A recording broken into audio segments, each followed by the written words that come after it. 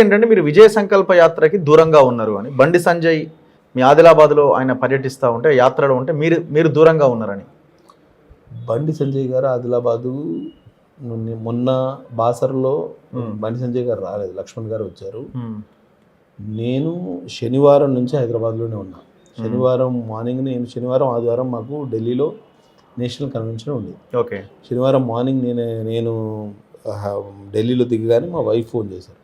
మా grand mother, మా నాన్నమ్మ, మా ఫాదర్స్ మదర్ సిక్ అయ్యారు, హాస్పిటల్లో అడ్మిట్ చేశారు. వెంటనే వెంటిలేటర్ సపోర్ట్ అవసరం ఉంది, వెంటిలేటర్ కూడా కనెక్ట్ చేశారు. ఐసీయూ నుంచే వస్తున్నాయి ఇప్పుడు. సో ఫ్యామిలీ ఎమర్జెన్సీ ఉండింది, మా గ్రాండ్ మదర్ బాగాలేరు కాబట్టి అది పార్టీకి పూర్తి ఇన్ఫర్మేషన్ ఇచ్చి ఉన్నాను, నేను రావట్లేదు అని.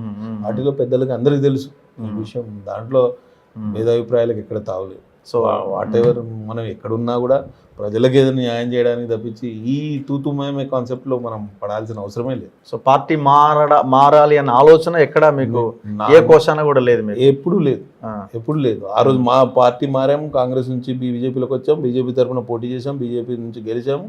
ఇవాళ ప్రతిపక్ష నాయకుడిగా పార్టీ మమ్మల్ని గుర్తించి వాళ్ళ చీఫ్ విప్ పదవి ఇచ్చింది. దాన్ని ఎట్లా ఉపయోగించుకోవాలి ప్రజా సమస్యలు. ఇటీవల మొన్న శాసనసభలో కూడా మాకు ఒక 6 నిమిషాల టైం ఇచ్చారు సభాపతి గారు. మొత్తం ఉన్న విషయాలన్నింటినీ ఉటంకిస్తూ కొన్ని విషయాలను ఛత్రపతి శివాజీ మహారాజు యొక్క జన్మదినాన్ని హాలిడేగా ప్రకటించాలని, ఉస్మానియా జనరల్ హాస్పిటల్ని రీబిల్డ్ చేయాలని, ప్రాణహిత ప్రాజెక్టు విషయంలో, సిర్పూర్ పేపర్ మిల్ల కార్మికుల విషయంలో అన్ని విషయాల్ని అసెంబ్లీలో కూడా ప్రస్తావించారు. సో మీరు నమ్ముతున్నారా? చాలామంది టీఆర్ఎస్ నుంచి గతంలో కాంగ్రెస్ నుంచో మిగతా పార్టీల నుంచి అధికార పార్టీలోకి మారినప్పుడు వాళ్ళు చెప్పింది ఏంటంటే అధికార పార్టీలో ఉంటే డెవలప్మెంట్ జరుగుతుంది అని. సో దాన్ని ఏమైనా మీరు నమ్మే అవకాశం ఉందా? లేదండి, అధికార పార్టీలో ఉండే అట్లేముండదా? కేసీఆర్ టైంలో డెమోక్రసీ కూని అయిందండి.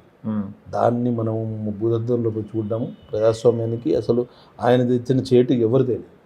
ఆయన ఏంటి, ఒక మొనోపలి క్రియేట్ చేయడానికి, ఒక నియంతృత్వానికి అవకాశం కల్పించడానికి ఈ ప్రభుత్వ యంత్రాంగాన్ని లేకపోతే ప్రజాస్వామ్యాన్ని ఆయన గుప్పిట్లో పెట్టుకున్నాడు. ఆయన దాన్ని అందరూ పాటించాలని ఏం లేదు. రేవంత్ రెడ్డి గారు చాలా సందర్భాల్లో చెప్పారు, నేను ఈ మార్పు తీసుకొస్తా, రాజకీయాల్లో మార్పు తీసుకొస్తా అని. అందుకేనేమో ఇవాళ మా ప్రతిపక్ష నాయకులు కూడా ఆయన అపాయింట్మెంట్ ఇస్తున్నారు. వాళ్ళని వీళ్ళకి కలవడానికి అవకాశం వస్తుంది.